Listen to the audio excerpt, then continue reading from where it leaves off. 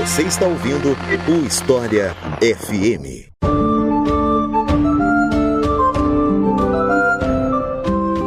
Feudalismo, aquele tema que todo mundo aprendeu na escola, ou pelo menos ouviu falar na escola, porque isso não é garantido que as pessoas vão aprender, né? Esse é o tema de hoje do História FM. Eu sou Iclis Rodrigues e para falar sobre esse assunto, eu convidei o professor Bruno Marconi, a quem eu passo a palavra para se apresentar para vocês. Então, Bruno, seja muito bem-vindo pela primeira vez aqui no História FM. Fique à vontade para se apresentar para o pessoal. Bom dia, boa tarde, boa noite aos ouvintes do História FM. É um grande prazer estar aqui conversando com o Iclis. Queria agradecer o convite.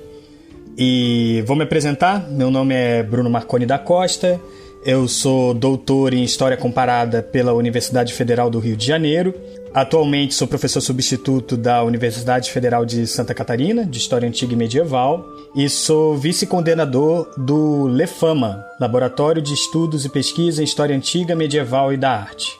E então é isso. Vamos conhecer um pouco mais sobre o feudalismo, se é que a gente pode falar em feudalismo. A polêmica a gente deixa pra depois que eu falar pra vocês da nossa campanha no Apoia-se.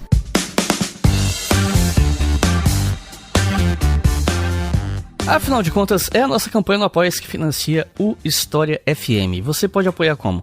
Acessando apoia.se/obrigahistoria e apoiando com qualquer valor a partir de R$2 por mês. Quando você apoia, você tem o seu nome lido aqui no História FM. Se você apoia com R$5 por mês ou mais, você tem acesso aos episódios com antecedência. E se você apoia com R$10 ou mais, você tem acesso aos roteiros em PDF originais do episódio. Os roteiros com as perguntas que eu elaborei, incluindo aí perguntas que eventualmente acabam sendo cortadas no meio da conversa e tal. Eu sempre mantenho as perguntas cortadas no documento que depois é disponibilizado em PDF para vocês. E os nossos novos apoiadores e apoiadoras são Aldo Nascimento, José Pereira, Luísa Figueiredo, Marcelo Resch, Marco Gazola, Eduardo Correia, Caroline Brito, Rui Correia, Luiz Ferreira, Juliana Arelli, Paulo Lázaro, Marcelo Coque e Eduardo Luque. Muito obrigado, pessoal. São vocês que fazem esse podcast existir. E você que está ouvindo, se você gosta de História FM e acha que vale a pena apoiar um projeto educacional gratuito, considere a possibilidade de apoiar a gente em apoia.se/obrigahistoria. Mas se você puder fazer apenas um apoio pontual, ou prefere pagar um valor mais alto de uma vez só, enfim, se for mais conveniente para você, por qualquer motivo que seja, você também pode fazer isso com a chave Pix, leituraobrigahistoria@gmail.com. Repetindo, leituraobrigahistoria@gmail.com.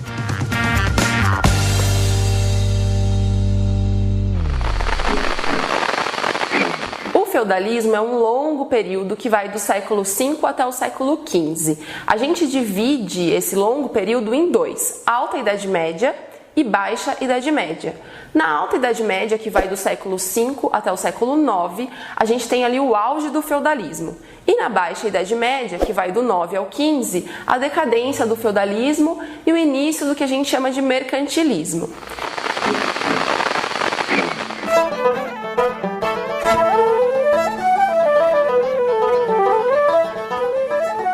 Bom, eu vou começar essa nossa conversa começando pelo básico, pedindo para você explicar pra gente o seguinte: o que é feudalismo? Ou melhor dizendo, quando as pessoas falam em feudalismo, elas normalmente estão se referindo ao quê? E quando que esse termo surge? Porque isso é importante também, né? Perfeito. Iclis, o que eu percebo é que o feudalismo está de volta à tona, assim, em alguns debates globais. Tem um autor, o Cedric Durand, que ele fez um livro chamado Tecnofeudalismo, falando sobre a forma no qual as Big Techs exploram os dados na internet, usando a conceitualização de feudalismo para isso, né? Falando que é um feudalismo tecnológico. Para além de a gente concordar ou não com a definição dele, não há dúvida de que é usado esse conceito atualmente. Tem gente que fala de relações neofeudais e muitas vezes o termo feudalismo é usado de forma política atualmente, né? Então, me parece um termo que está presente, inclusive, no nosso repertório cotidiano. Por que ele está presente no nosso repertório? Porque a gente aprende na escola, né? No Brasil, o termo feudalismo é trabalhado lá no 6º ou 7º ano, dependendo da escola, também no primeira série do ensino médio, e que está sempre presente nos livros didáticos e é praticamente inesquecível, né? É um termo muito típico da história, não aparece em nenhuma outra disciplina. A gente fala de feudalismo, todo mundo meio que lembra, eu já aprendi sobre isso, né, na escola em algum momento. Pode não lembrar qual é a definição exata, mas que já trabalhou. E é muito interessante a gente identificar uma certa distância entre o mundo acadêmico de pesquisa nas universidades e as escolas. O termo feudalismo, do ponto de vista acadêmico, ele foi bastante criticado, principalmente ali após a década de 70, e que hoje em dia você vai num congresso de história medieval, digamos assim, algum simpósio, um encontro, e são poucos o que utilizam o conceito de feudalismo hoje em dia, do ponto de vista da pesquisa. E mesmo assim, todo livro didático tem feudalismo lá. Por que isso? Cabe dizer que é pouco utilizado, mas não é não utilizado, né?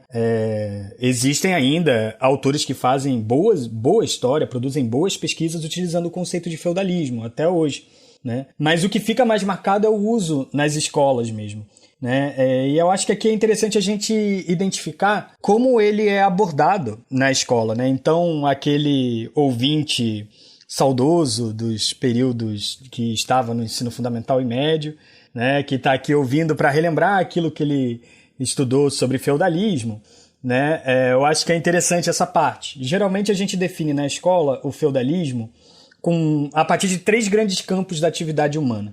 Né? Um é econômico, um é político e um diz respeito a uma certa hierarquia social. Do ponto de vista econômico, geralmente se refere o feudalismo a um certo tipo de sistema de exploração agrário que existiu durante a Idade Média e que se define a partir do modelo de exploração chamado de servidão, né? Então eram senhores feudais que exploravam servos. E geralmente se define a servidão como um estágio intermediário entre a escravidão e o trabalho livre. E a servidão, a grande característica da servidão é que aquelas pessoas, elas não são posse de ninguém, elas não são propriedade de ninguém. Por isso não podem ser escravas. Ao mesmo tempo, elas não são totalmente livres. Elas estão presas à terra, né? A uma determinada unidade ali no campo. E que elas são exploradas de uma forma extraeconômica. Como assim extraeconômica? A melhor forma de explicar a exploração extraeconômica é comparar com o nosso atual modo de produção, a nossa atual sociedade, que é o capitalismo, né? E se a gente usar um arcabouço marxista, a gente vai perceber que a exploração do trabalho no capitalismo se dá na própria prática do trabalho. Todo o conceito de mais-valia, né? A pessoa trabalha e aí, na produção da sua mercadoria, já está ali embutido no recebimento do salário a diferença entre o quanto aquele trabalho vale e o quanto a pessoa recebe de salário. Daí está a exploração, né? Falando em termos bem grosseiros aqui, né, falando em termos bem gerais. Na servidão feudal, especificamente, não é exatamente assim que se dá a exploração. Ela se dá de forma extraeconômica, principalmente no pagamento de tributos e de impostos.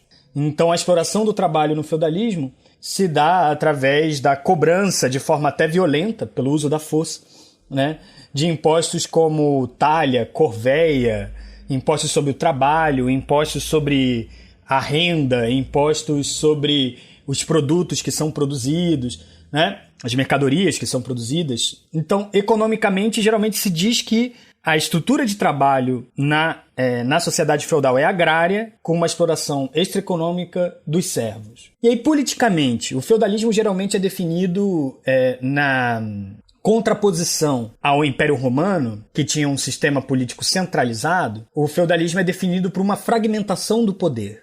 Então, enquanto no Império Romano existia um imperador que tinha todo um corpo burocrático focado na sua figura, durante a Idade Média e o feudalismo, ele é fragmentado. Esse poder está fragmentado em vários senhores que têm o poder sobre aquele feudo que lhe diz respeito, né?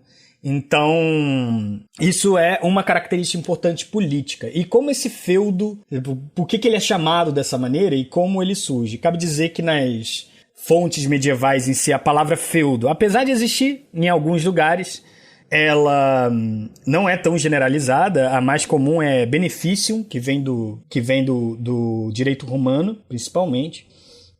Mas o feudo ele seria uma garantia que selaria um acordo desigual entre nobres, né? Ou seja, existia um nobre, um aristocrata, se a gente for chamar assim, né? Um senhor que é mais poderoso que o outro, e eles entram numa relação de vassalagem. O senhor mais poderoso, ele oferece proteção e meios de garantia de privilégios do vassalo. Esse meio de garantia é o feudo, né? Enquanto o vassalo oferece em troca serviço militar e obediência ao senhor. Essa questão do serviço militar se relaciona com o terceiro campo da atividade humana que a gente pode definir como feudalismo da forma que a gente aprende na escola, essa definição mais geral de feudalismo, que mais à frente a gente vai conversar sobre essa aplicabilidade, né? A terceira grande definição é do ponto de vista social, em que existe uma instituição, que é a igreja, que define os lugares sociais das pessoas e que ela tem um certo projeto de organização dessa sociedade que se divide em 3 grandes ordens. Essas 3 ordens são o próprio clero, que são aqueles responsáveis por rezar e por conectar essa sociedade a Deus. A segunda ordem é a da nobreza, dos guerreiros, são aqueles que vão para a guerra e são responsáveis por manter a proteção dessa sociedade, né? E a terceira grande ordem são todos os outros, né? Os trabalhadores, aqueles que mantêm aquela sociedade de pé através do seu trabalho, né? Não só produzindo a comida e tudo mais, roupas e todas as coisas que a gente precisa para sobreviver, mas também pagando os impostos para garantir que as outras ordens sobrevivam. Então, a partir da inter-relação entre dessas três grandes ordens, é que se tem um modelo direcionado a uma certa harmonia, uma suposta harmonia entre essas 3 ordens que levaria toda essa sociedade a uma salvação coletiva. A gente vai falar um pouquinho mais sobre essa tripartição mais à frente, quando formos falar sobre historiografia, mas esse é o grande modelo que a gente geralmente aprende na escola e que, em alguma medida, é o nosso repertório para falar de feudalismo. Geralmente, quando a gente fala de feudalismo, a gente lembra de algumas dessas características. Não necessariamente as 3, né? Econômica, política e a sociedade, né? Mas é uma palavra que remete a uma série de outros conceitos. Mas é importante a gente destacar aqui que feudalismo ela é uma construção historiográfica, tá? É uma construção realmente desenvolvida para tentar generalizar uma certa sociedade, para compreender essa certa sociedade, né? Mas que não está presente nessa terminologia, feudalismo com ismo no final, nas próprias fontes medievais. Então, por ser uma construção teórica, historiográfica, ela tem várias posições diferentes, que serão muitas vezes contrapostas e até, por vezes, negadas. Mas eu acho que é isso, uma definição assim preliminar, de ponto de partida, para depois a gente aprofundar sobre o que é o feudalismo. Quando as pessoas pensam em feudalismo, normalmente elas tratam esse termo, né? Feudalismo. O que é isso? É o sistema econômico da Idade Média, de maneira simplista. E isso faz com que as pessoas que não são mais ligadas no assunto, quem é mais leigo, ache que durante a Idade Média o mundo inteiro seguia o feudalismo. É uma coisa uniforme, em todo lugar era mais ou menos a mesma coisa. E não é bem por aí, né? Na verdade, não dá sequer para falar que a Europa inteira seguia um sistema feudalista, ou feudal, enfim. Qual é a leitura que a historiografia faz sobre o alcance dessa coisa chamada feudalismo e por que a ideia de que o feudalismo seria o sistema econômico da Idade Média, ponto, ela não se sustenta nas fontes, nas pesquisas? Então, assim como tudo vinculado ao feudalismo, existe um grande debate sobre os limites geográficos, digamos assim, do que a gente chama de feudalismo. Na sua formulação, a gente tem que entender que o feudalismo foi construído, essa palavra foi construído por intelectuais e por teóricos que são europeus, né? Então eles estão vendo a sociedade europeia, principalmente ali no século XVII, com mais força no século XVIII, né? Eles estão vendo a sociedade europeia e descrevendo um determinado presente e passado, né, da sociedade em que eles vivem. E que muitas vezes, sob a égide, sob a lógica de uma pretensa história evolucionista universal, que é muito etnocêntrica, né? Muitas vezes se propôs uma análise do passado de outras sociedades que fosse nos rastros do que a Europa estava seguindo, né? Como se a Europa fosse o padrão da evolução e as outras sociedades deveriam seguir aquele modelo europeu. E isso, a partir dessa lógica, começa a se procurar a existência desse tal feudalismo espalhado pelo mundo inteiro, né? Mas certamente, eu acho que quando a gente fala de feudalismo, esse feudalismo que inicial, que eu apresentei aqui na fala inicial, foi criado e debatido principalmente direcionado para a Europa. E como você falou muito bem, Iclis, não é nem para toda a Europa, né? É uma região bem específica da Europa que isso é identificado e que depois generalizado, né? Principalmente a região do norte da França. Então, se a gente for falar de um feudalismo estrito sensu, e alguns autores vão falar que nem isso, né? Mas, no geral, esse feudalismo, esse modelo que a gente falou aqui, ele talvez seja encontrado ali a partir do século XI, mais ou menos, né? Na região ali da Normandia, do norte da França. Mesmo assim, não necessariamente ele pode ser identificado como outros autores vão apresentar. Feudalism can be understood as a hierarchical society where the king owned most of the land. He would distribute it out to lords, who would then lease the units of land to the peasants and serfs.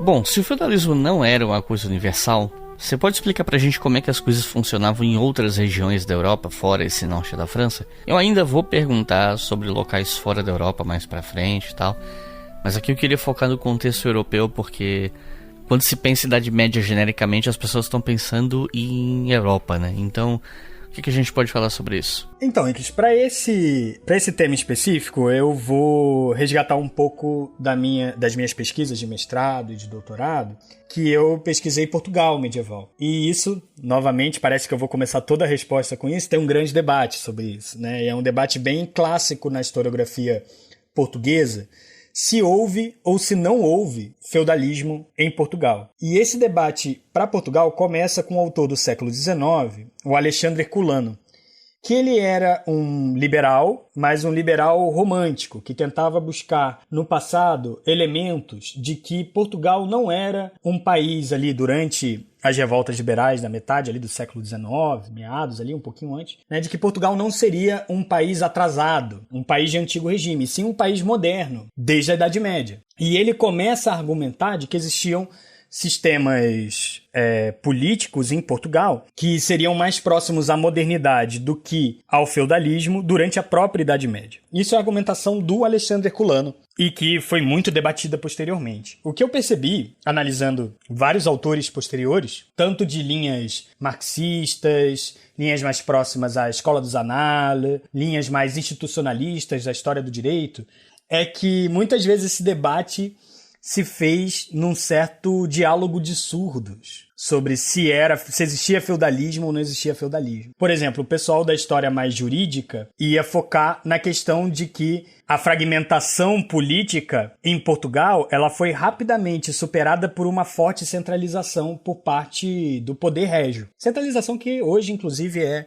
bastante questionada também, a sua especialidade portuguesa, né? Mas que essa tese da centralização do poder régio seria o suficiente para falar que o poder não era fragmentado e que não existiria exatamente um feudalismo em Portugal, no máximo um senhorialismo, digamos assim. Existiam senhores mas não eram esses senhores que definiam o tipo de política no reino português. Então, para autores que focam na questão político-jurídica, eles vão dizer, não existia feudalismo em Portugal. E aí você vai ver autores de uma tendência mais marxista, que focam na questão econômica e da exploração do trabalho, e você vai ver que eles vão conseguir identificar uma série de unidades produtivas de camponeses presos à terra e que tinham que pagar uma série de impostos, o que define exatamente a forma de trabalho econômica feudal. E aí eles vão falar que sim, existe feudalismo em Portugal, né? Mas são definições diferentes do que significa feudalismo, né?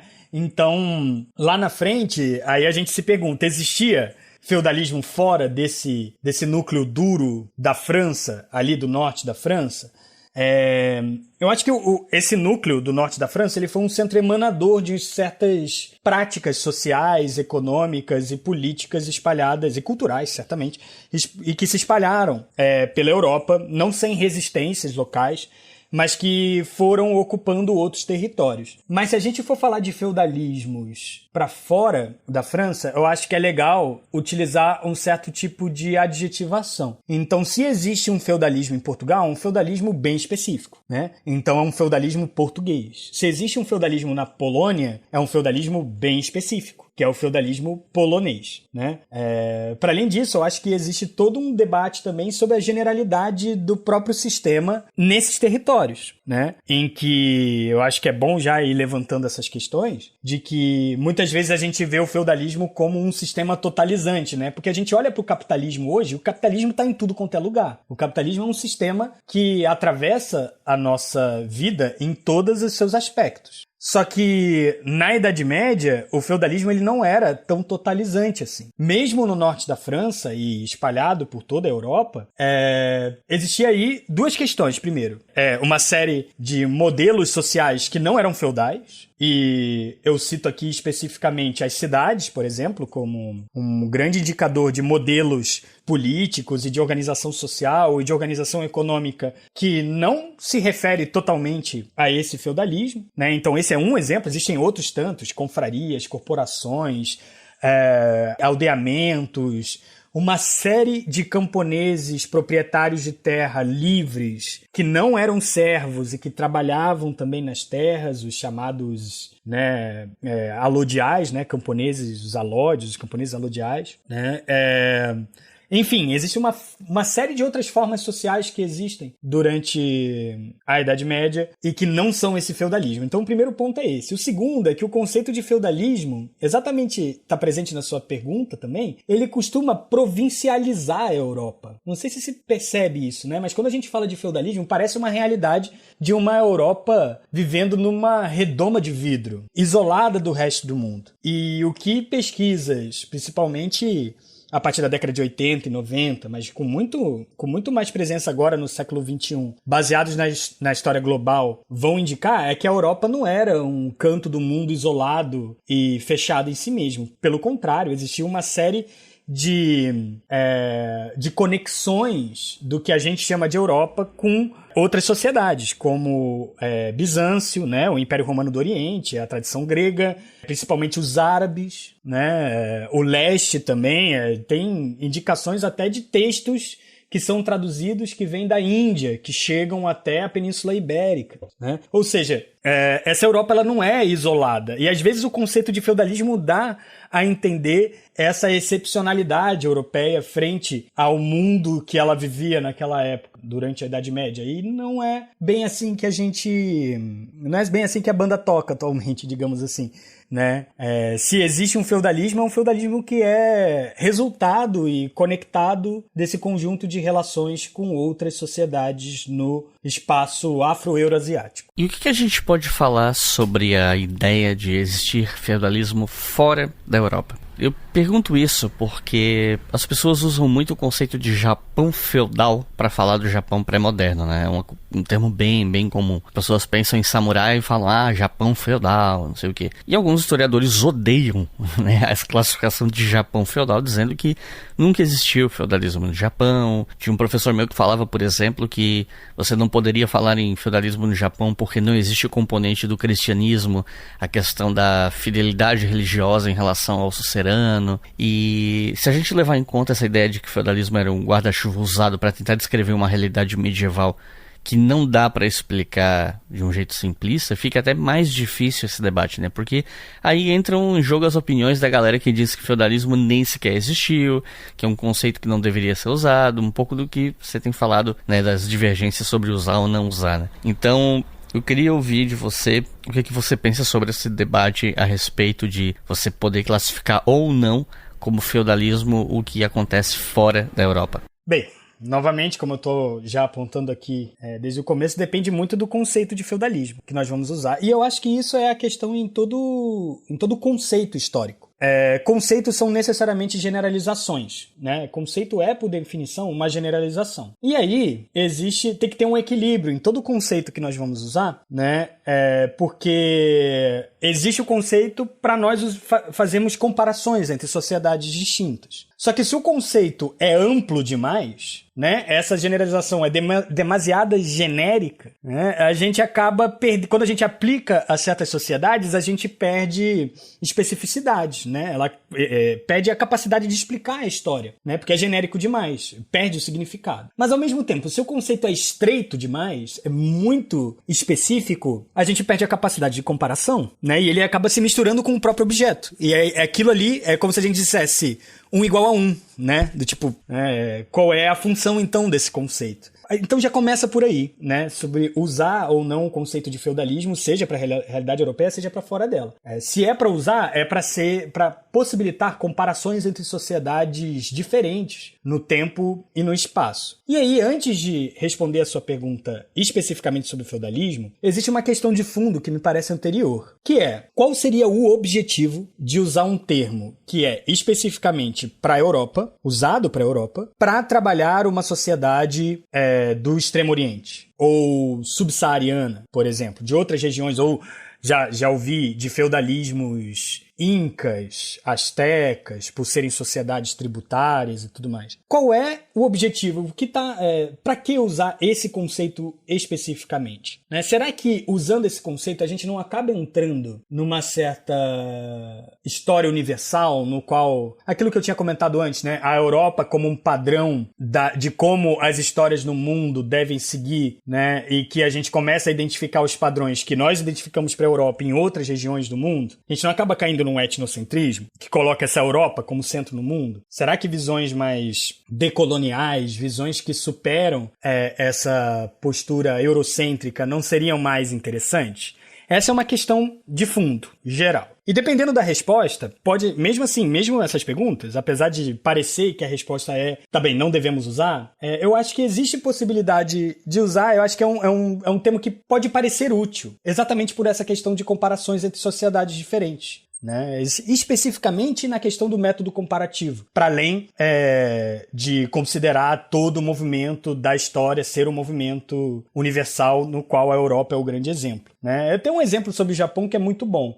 Né? É muito interessante, por exemplo, comparar a figura do samurai japonês com a do cavaleiro medieval. Né? Afinal, tanto o samurai quanto o cavaleiro os dois são uma elite guerreira dotada de privilégios, com um código de honra, né? Em que tem uma posição destacada nessa sociedade. Porém, na prática, todo o regime social e político que a gente define como Japão medieval, até a era Tokugawa e tudo mais, é próprio do Japão, é propriamente japonês. E esse sistema todo, muitas vezes a gente guarda poucas semelhanças com a Europa. Aqui eu queria fazer uma sugestão, né?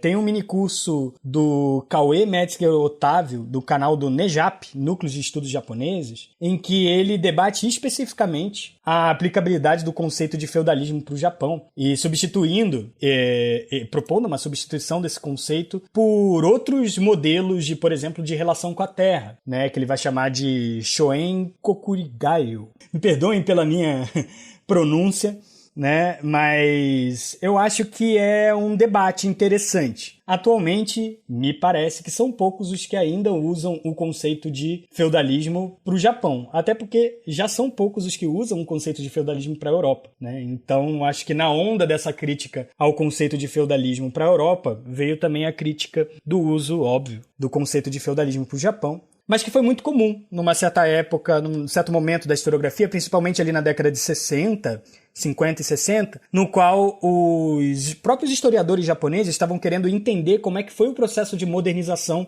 do Japão. E para isso eles precisavam definir como é que era o sistema que não era moderno no Japão, né? E eles vão se apropriar do conceito europeu de feudalismo. Até hoje em dia mesmo, entre autores japoneses, esse tipo de conceitualização já está entrando em crítica e em desuso, né? Mas fica aí a sugestão do curso do Cauê Médici e Otávio, que é muito interessante para esse tema. This social hierarchy is often displayed as a pyramid, with the king at the top, then the lords, knights, and peasants and serfs at the bottom.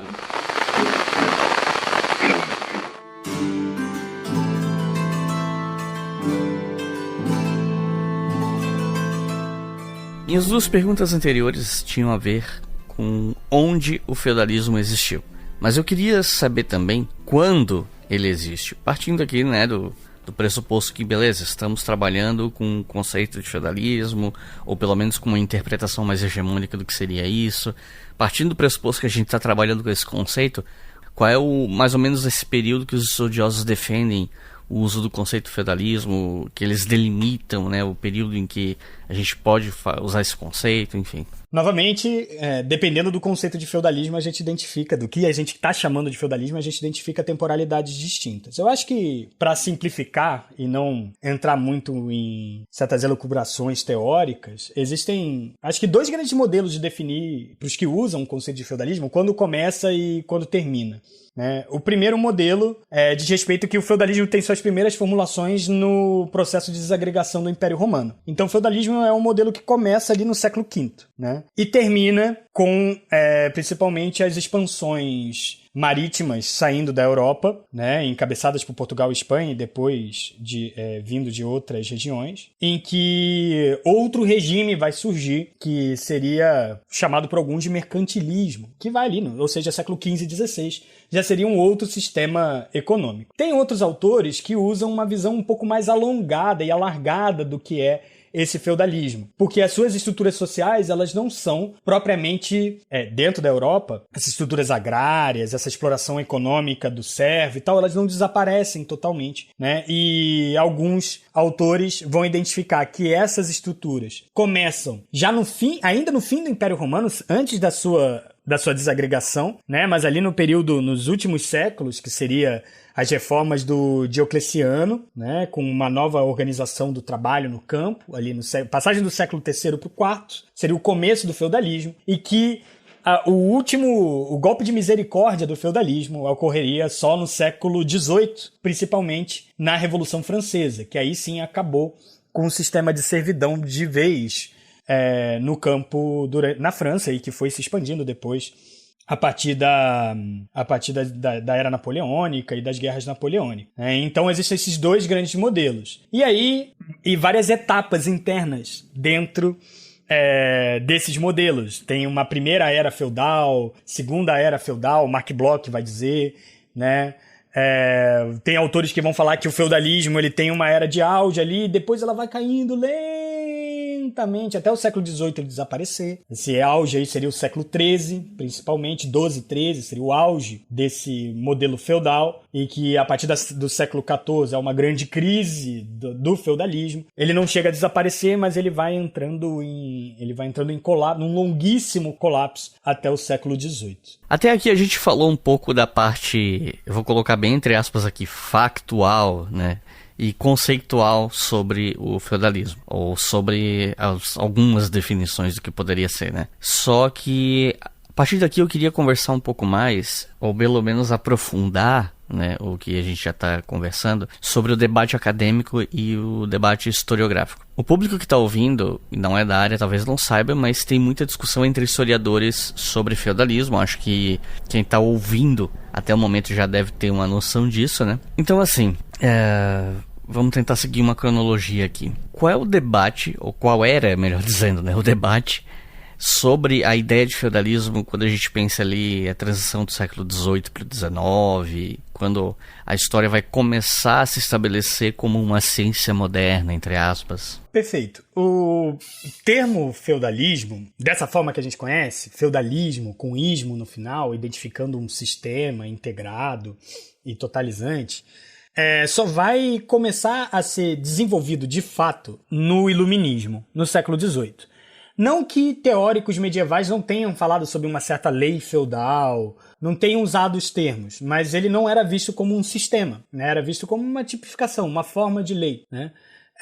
A questão é que o Iluminismo, no século XVIII, ele vai usar esse conceito de sistema feudal, de feudalismo, como uma forma pejorativa de falar sobre a Idade Média, né? Então, quem estuda a Revolução Francesa, quem estuda os teóricos do Iluminismo do século XVIII, vai ver que esses autores identificam, na sua época, uma certa quintessência medieval do antigo regime, que eles querem derrubar, que eles têm como projeto derrubar. E eles vão falar que essa quintessência medieval, ela é definida por uma série de questões que levam a preconceitos referentes à Idade Média, ou seja, a ascensão do conceito de feudalismo, do conceito feudalismo, vem junto com o conceito da Idade Média ser a Idade das Trevas. Uma posição que nós já superamos há muito tempo.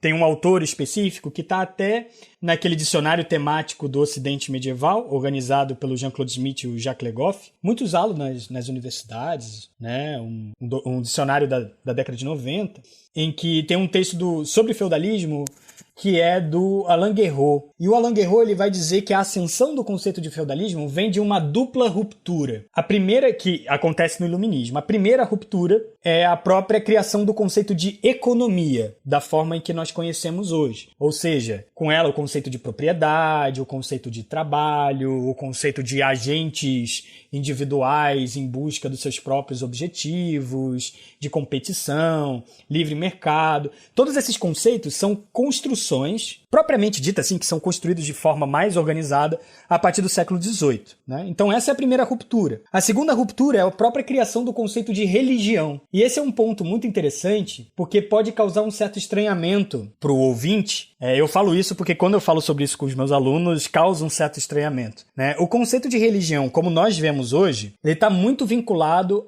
aos projetos iluministas que defendiam uma certa liberdade de consciência, vinculado à instauração de um Estado laico, uma laicidade do Estado.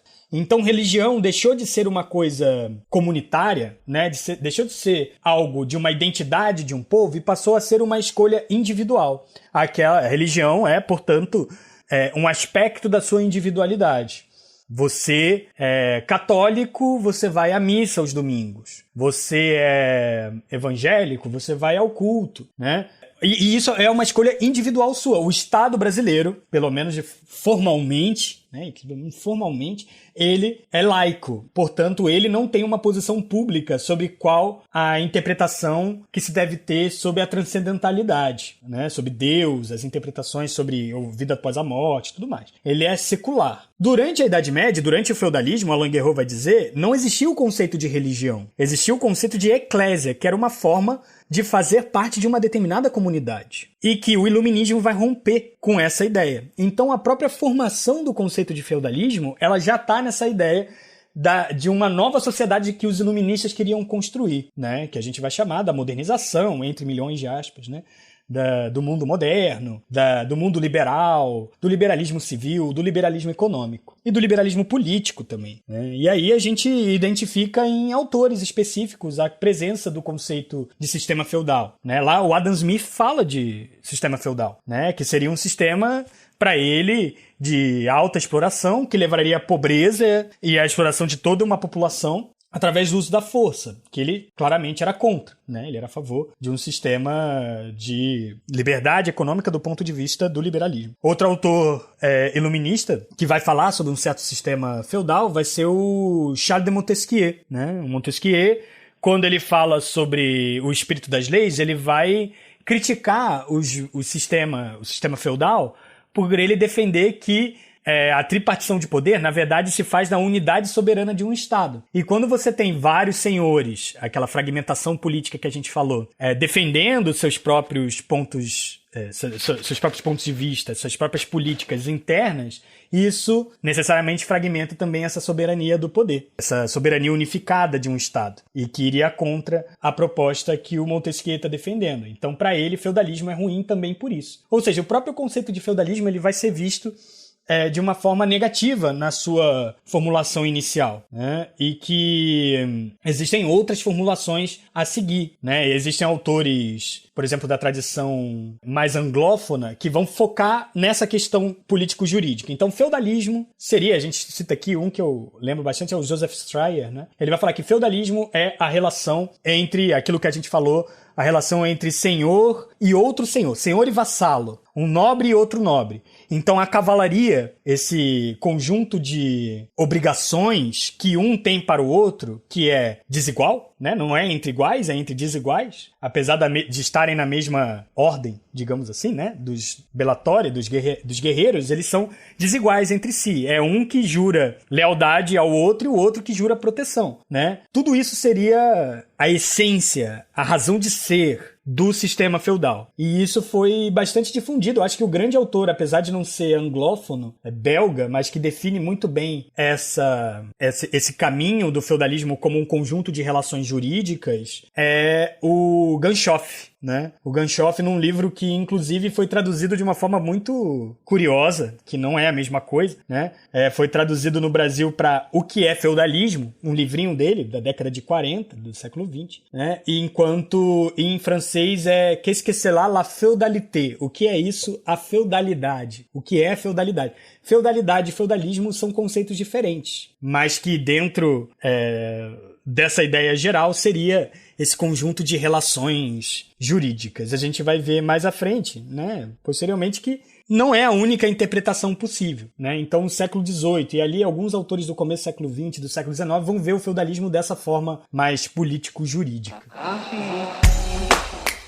Se você quiser colaborar com o História FM, você pode fazer isso via Pix, usando a chave leituraobrigahistoria@gmail.com. E assim você colabora para manter esse projeto educacional gratuito no ar.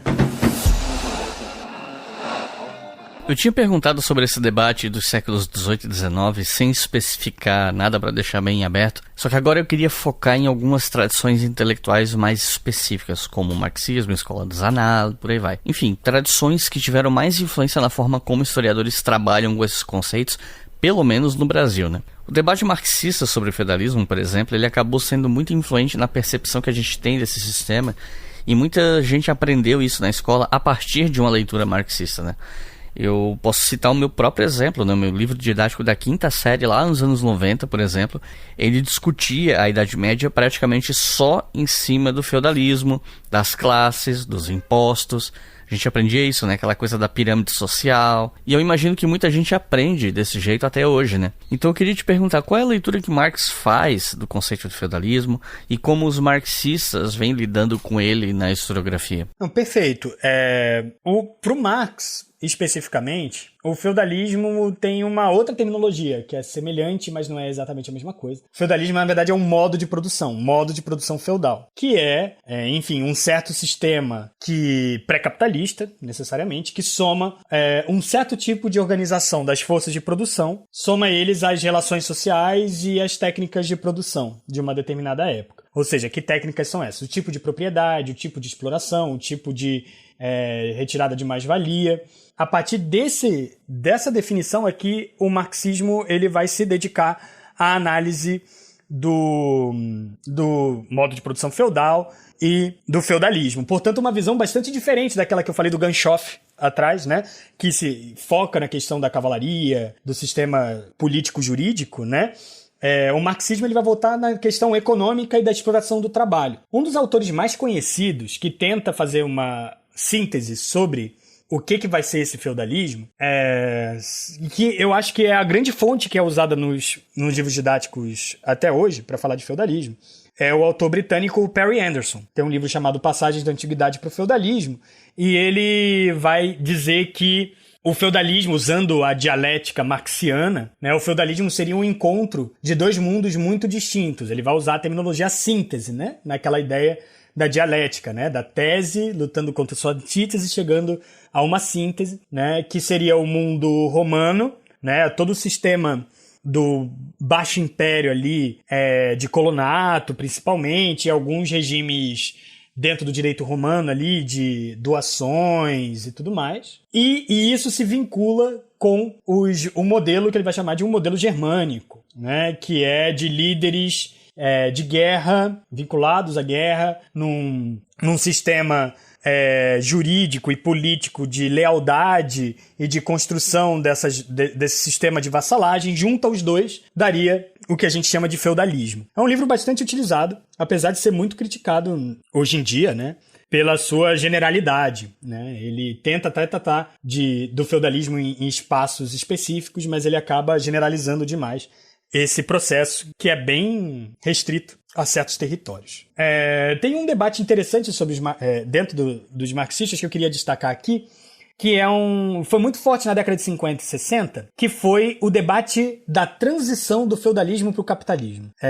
Isso é uma característica bem típica de uma certa interpretação do marxismo, né, que é um marxismo mais etapista, em que, na verdade, a história da humanidade é uma história da sucessão dos modos de produção. Quase como se o modo de produção feudal fosse um modo de produção pré-capitalista inescapável, em que para chegar no capitalismo precisa passar por um certo feudalismo, né? Isso era uma interpretação comum até ali a década de 50 e 60, né? E que vários autores se dedicaram a esse debate sobre a transição e ficaram polarizados entre duas grandes interpretações. Uma, a do economista britânico, o Maurice Dobb, né, e de um economista estadunidense, o Paul Sweezy. O Maurice Dobb defendia que o feudalismo deixou de existir e foi substituído pelo capitalismo devido às lutas de classe, né, principalmente no campo, entre camponeses, entre servos e senhores, enquanto o Paul Sweezy tem uma interpretação de que o feudalismo ele é superado e se transforma em capitalismo por uma força externa às relações de classe do campo, que são as cidades,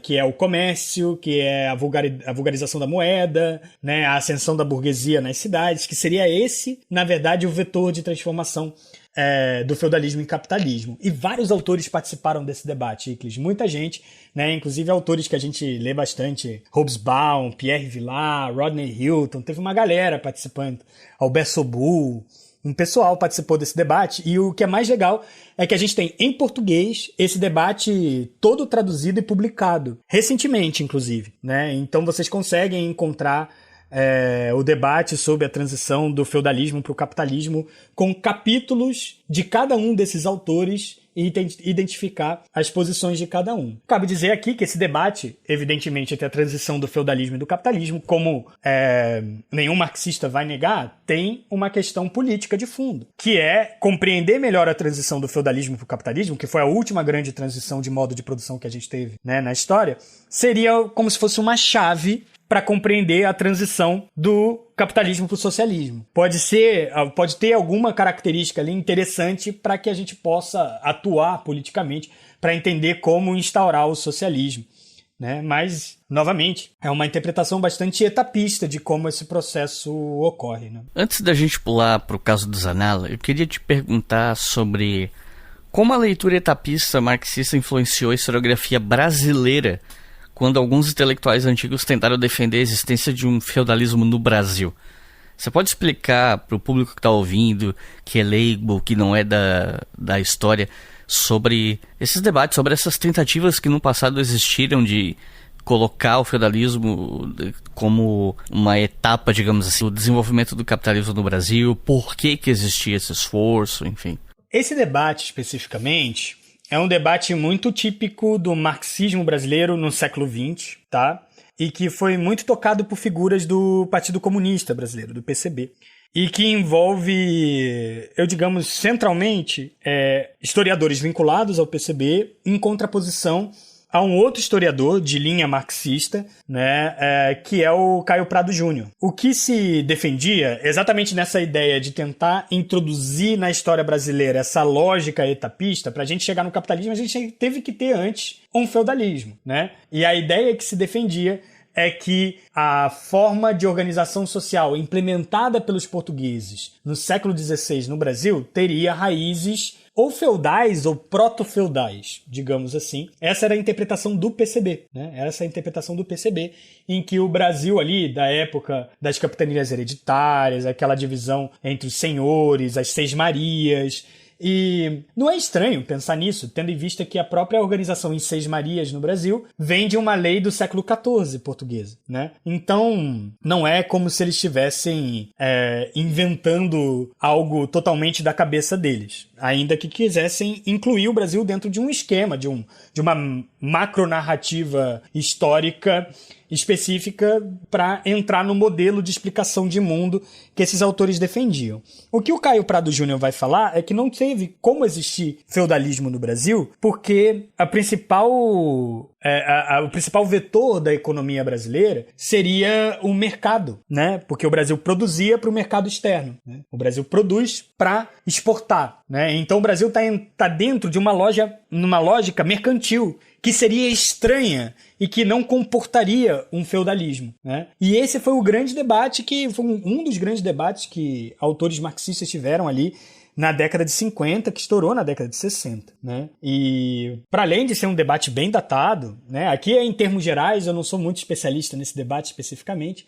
né? Aqui é bem em termos gerais, mas para além do debate ser datado, ele abriu caminhos para outras interpretações que a gente vai ter sobre a colonização do Brasil, né? Inclusive paradigmas rivais sobre a interpretação do Brasil que vieram depois, o antigo regime colonial, né? o antigo sistema colonial, né? Fernando Novaes e tudo mais, e também vindo ali mais recentemente, década de 90 e 2000, o famoso antigo regime nos trópicos, né? De alguma maneira, esses debates dialogam com a tradição fundada pelo Caio Prado, lá desde a década de 30, né? Mas que se aprofunda na década de 60.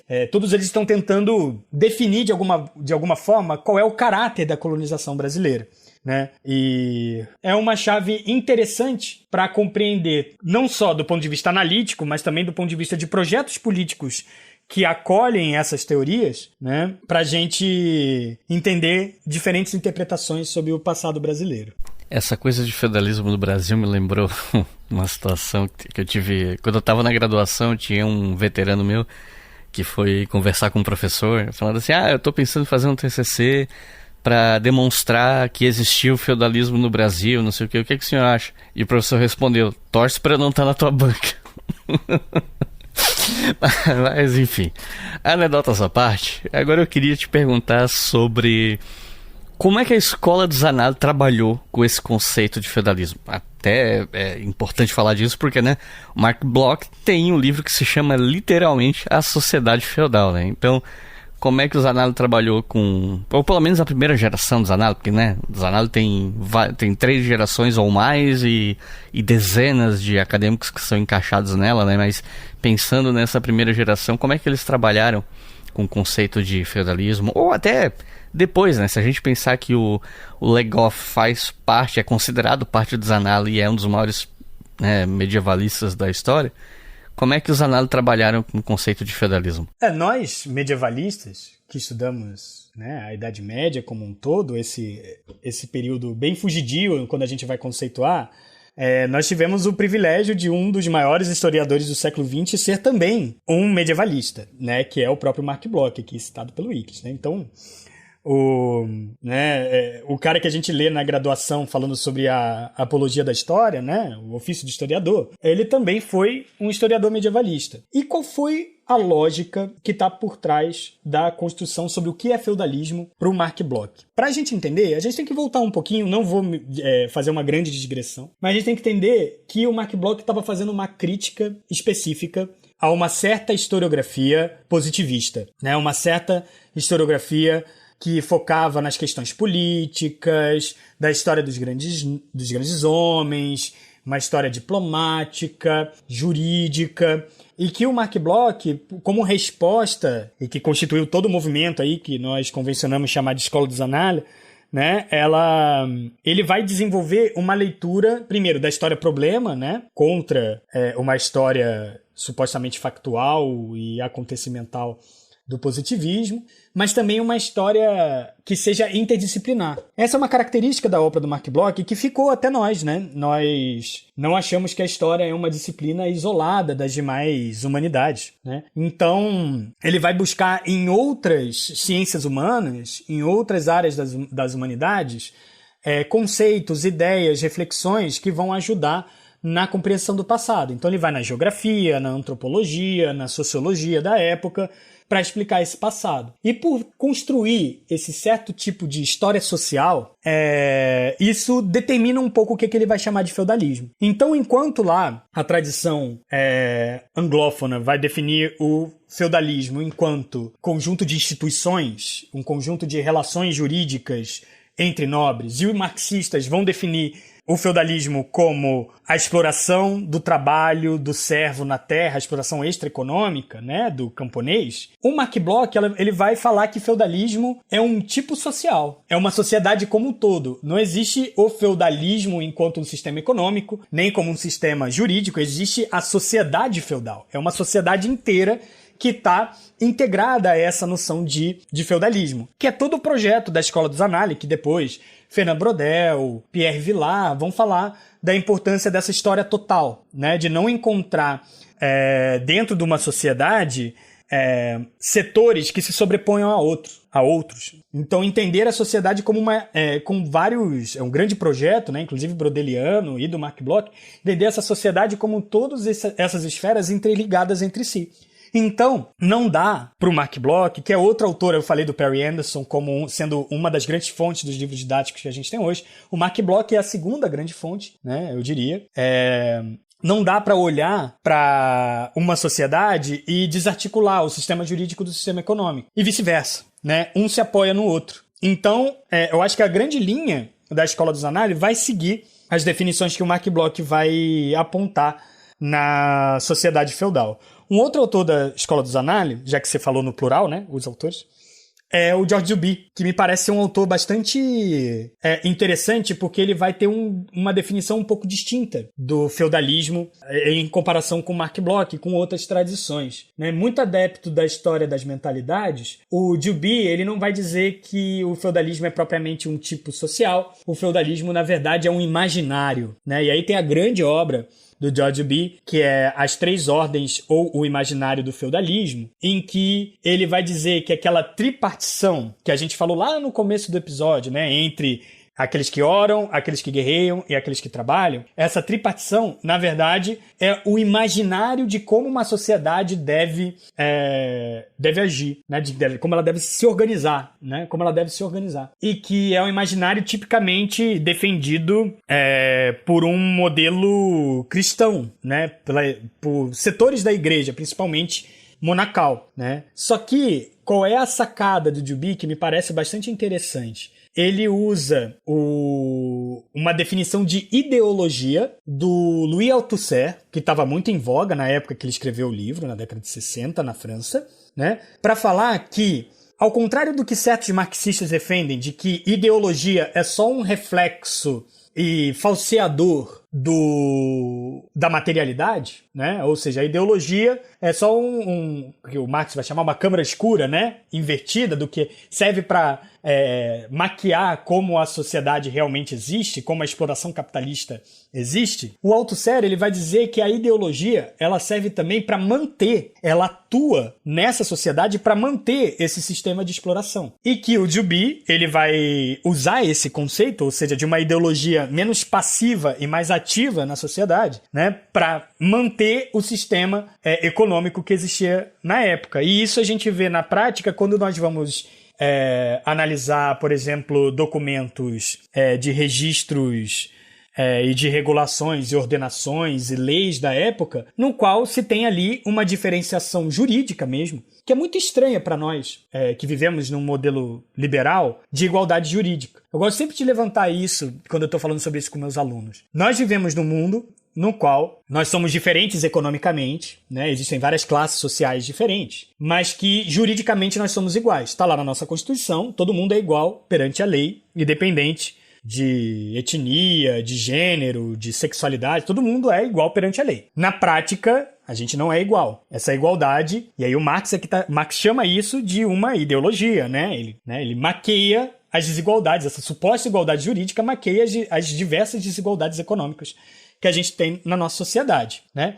Na Idade Média funciona o contrário. Essa ideologia das três ordens, ela, como é que eu posso dizer? Ela expõe a desigualdade que é considerada natural, construída por Deus, né? Para que essa sociedade funcione. Então, a desigualdade, ela é parte desse corpo social. Não existe essa pretensão de igualdade que nós temos na contemporaneidade, no mundo moderno. Na Idade Média, a desigualdade é pressuposta. E que ela tem, no seu caráter religioso, a grande definição de quais os papéis sociais que cada pessoa deve seguir, né? Ela funciona inicialmente como uma ideologia, como um imaginário, mas ela se dá muitas vezes na prática do ponto de vista da legislação. Então, quando eu fui estudar lá os documentos da Lisboa medieval, que foi o meu objeto de pesquisa no doutorado, eu via uma série de documentos falando que os cavaleiros, ou seja, aqueles que vão para a guerra, a baixa nobreza, né? Eles não pagavam uma série de impostos, enquanto os peões, ou seja, aqueles que não têm como função ir para a guerra, eles vão para a guerra também, a pé, mas a função deles não é ir para a guerra, a função deles é trabalhar, tem que pagar todos os impostos daquela cidade. É a mesma divisão que no imaginário entre nobres e trabalhadores, né? Entre os que guerreiam e os que trabalham. Então, na prática, a gente vê que essa ideologia ela não está só no campo das ideias. Ela não é uma mentalidade desconectada da materialidade. Né? É isso que o Duby defende no livro dele. E que eu acho que é interessante destacar isso, né? Desse feudalismo como um modo de vida também. Como um modo de pensar, um modo de vida, é um modo de organizar a sociedade. Que não dá desarticulado do sistema político, do sistema econômico. The feudal system resulted in a small community who owed their loyalty to a specific lord who had absolute authority over his land. Since the fiefs given to lords were hereditary, it caused a permanent class divide between the owners of the land, the lords, and the tenants, knights and freemen, with no opportunity for social movement.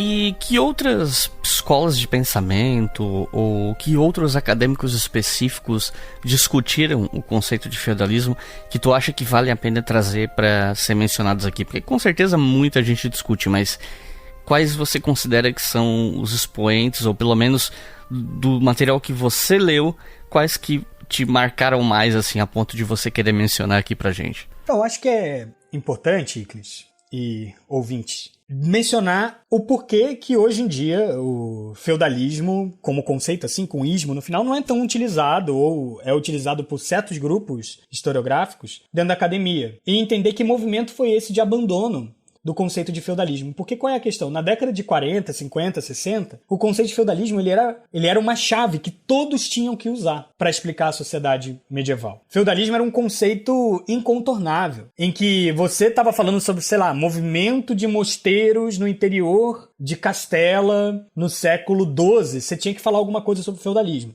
na década de 50 e 60. Até que uma série de questões historiográficas, que eu não vou me aprofundar aqui, né? Mas uma série de questões aconteceram durante a década de 70, que os autores vão chamar... Tem várias linhas, né?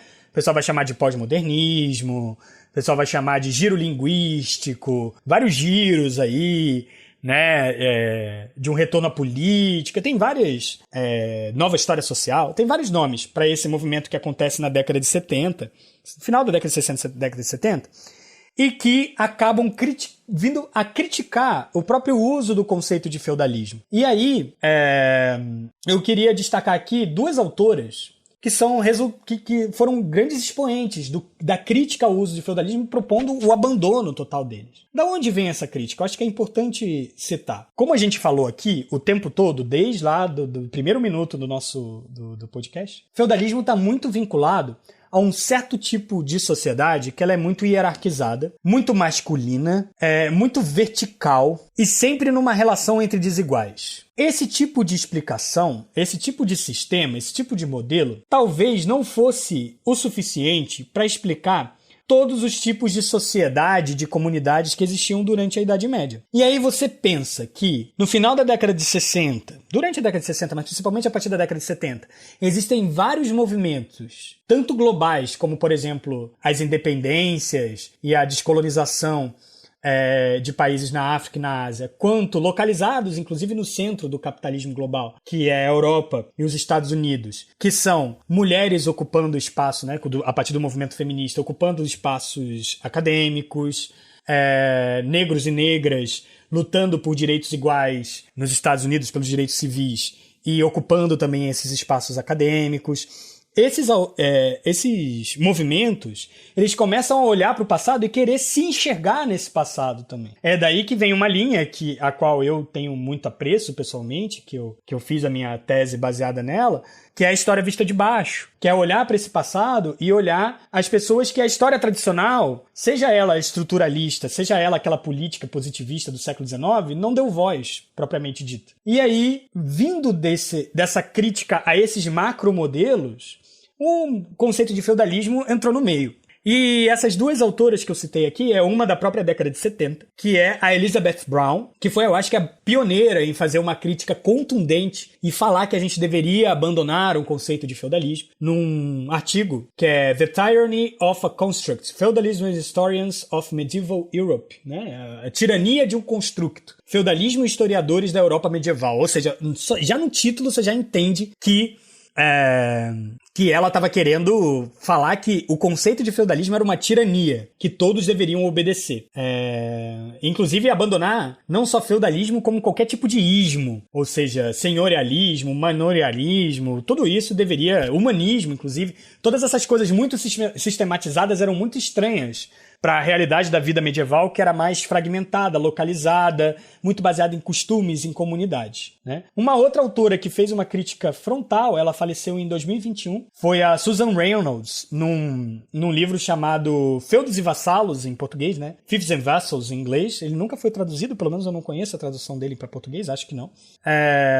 E ela vai perceber que nas fontes medievais, conceitos como feudo, benefício, vassalo, eles não tinham uma definição muito técnica e estrita para a Europa inteira, né? Em que a Idade Média era menos governada, isso era só um detalhe da Idade Média, que poucas pessoas viviam sobre um regime propriamente feudal, existiam poucos servos, estrito senso, na Idade Média, e grande parte das pessoas eram governadas por costumes localizados, por leis localizadas, que mudavam muito com o tempo. Então essas duas críticas chegaram no mundo acadêmico, vindo desses movimentos sociais, vindo dessa reconstrução da historiografia a partir da década de 70, como trem, né? Veio com muita potência, né? A ponto de que quem for usar o conceito de feudalismo hoje num congresso tem que justificar porque está usando o conceito de feudalismo, né? Tem que falar, olha, eu estou usando o conceito de feudalismo, mas o feudalismo que eu estou falando aqui é isso, de acordo com tal autor, né? Tem que explicar que tipo de feudalismo está se usando.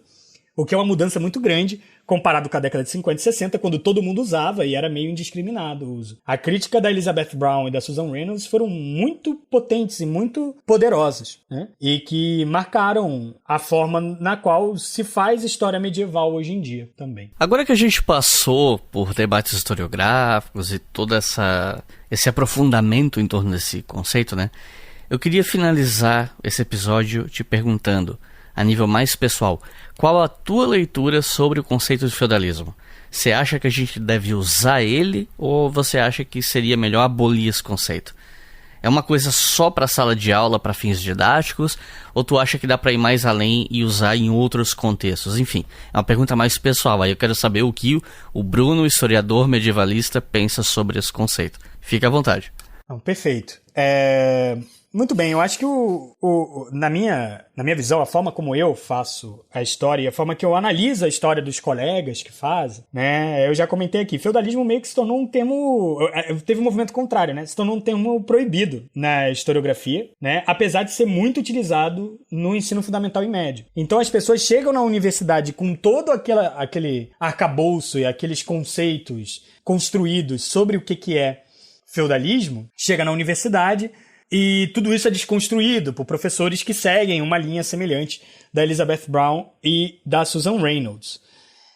O que eu penso é o seguinte: eu acho que dá para usar feudalismo como conceito. Tem muita gente que usa muito bem, né? Eu queria destacar, inclusive, historiadores da Universidade Federal Fluminense que usam, sob uma ótica marxista, o conceito de feudalismo de uma maneira bem feita, uma boa história produzida ali. Dá para construir boas histórias utilizando o conceito de feudalismo. Não tem como negar. Para além disso, eu tenho algumas ressalvas. E que a gente meio que tocou um pouco nelas aqui enquanto a gente estava trabalhando ao decorrer do episódio. Primeiro, onde e em que ocasiões usar o conceito de feudalismo? Eu acho que tem que definir. Hoje em dia é algo que não está dado. O que é feudalismo não é algo que é óbvio, pelo menos do ponto de vista acadêmico. Tem que ser bem definido o que se chama, né? E talvez possa ser usado até como um tipo ideal, como um conjunto de características sociais que são construídas enquanto conceito por parte do historiador e que ele é aplicado num passado histórico e que se tenta mediar esse conjunto de hipóteses, esse modelo teórico com as evidências históricas, com as fontes, com os documentos, com a cultura material, e sempre está em autocrítica, né? Sempre tentando reconstruir o que a gente está chamando de feudalismo baseado nas fontes. É óbvio que todo historiador fazendo isso não pode confundir o que é a teoria e o conceito construído por ele mesmo com a fonte, né? Com a realidade prática daqueles que a gente está analisando, né? E, enfim, existem vários limites que eu acho que a gente tem que pensar para esse feudalismo. Primeiro, um limite geográfico, né? Identificando os espaços clássicos do feudalismo clássico, ou, para além de identificar, adjetivar. E assim, sempre que vai adjetivar, tem que definir. Então, se eu for falar de feudalismo português, o que é feudalismo português? Se eu for falar de feudalismo japonês, o que é feudalismo japonês? E será que precisa, para a análise que eu estou querendo fazer? Então, sempre sai do objeto essa conceitualização.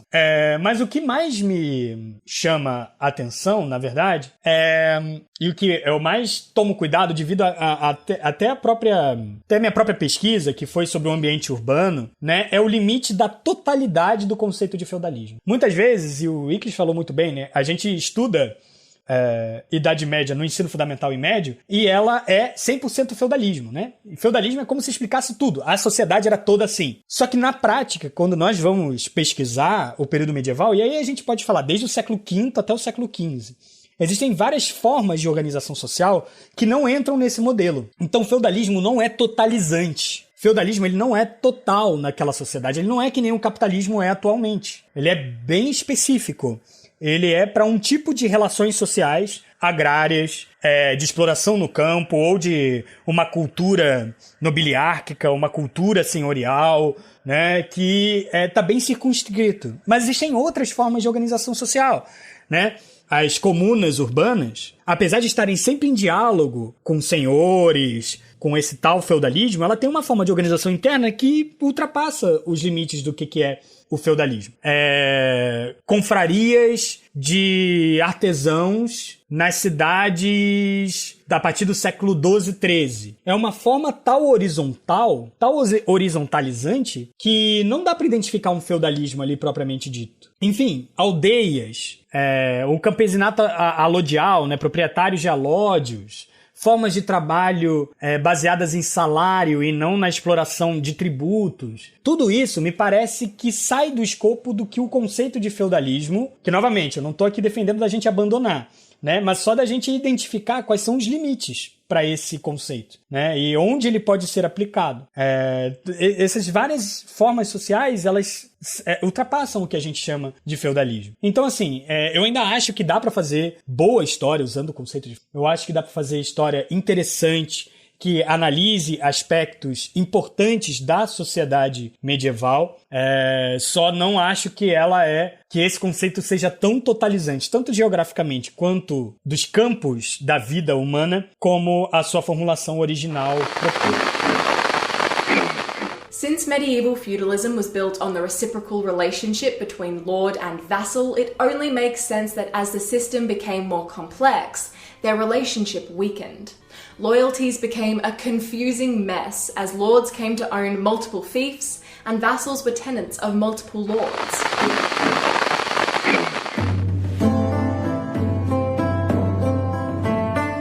Recomendações de leitura para quem ouviu até o final, se interessou, ficou curioso, quer estudar mais sobre o assunto. Se você tivesse que recomendar 3 livros, que livros você recomendaria? Então, sobre feudalismo, eu queria resgatar aqui alguns autores que a gente citou, né? Eu queria citar 3 deles que estão em português. E para aqueles que se interessaram por essa crítica ao modelo, né? Um em inglês, que não foi traduzido. Então, os 3 autores aqui, já que foi um episódio muito historiográfico, a gente acabou já citando eles, né?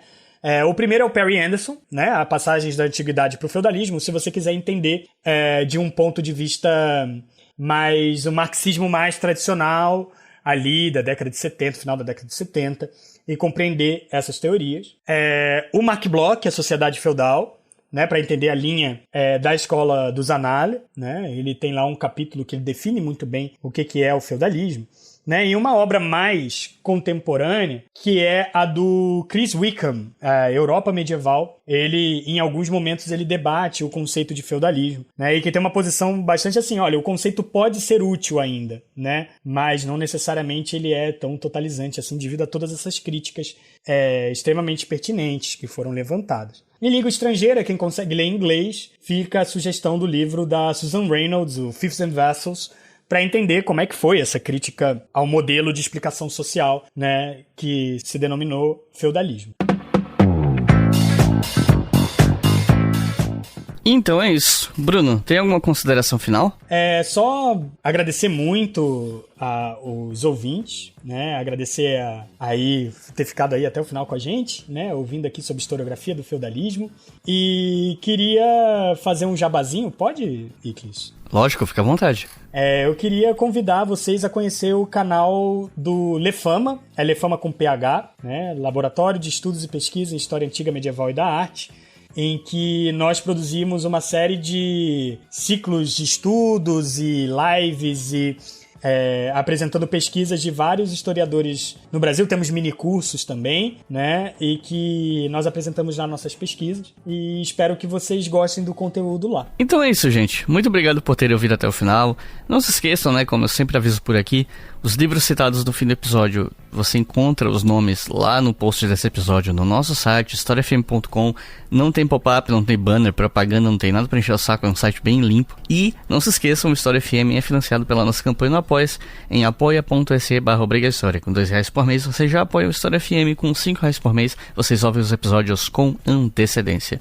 E vocês podem seguir nas redes também, @obrigahistoria no Twitter e no Instagram.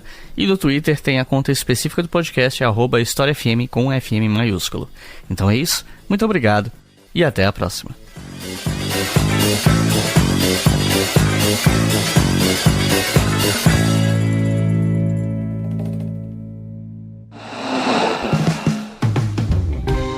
Este podcast foi financiado por nossos colaboradores no Apoia-se. Acesse apoia.se/obrigahistoria e contribua para manter este projeto educacional gratuito no ar.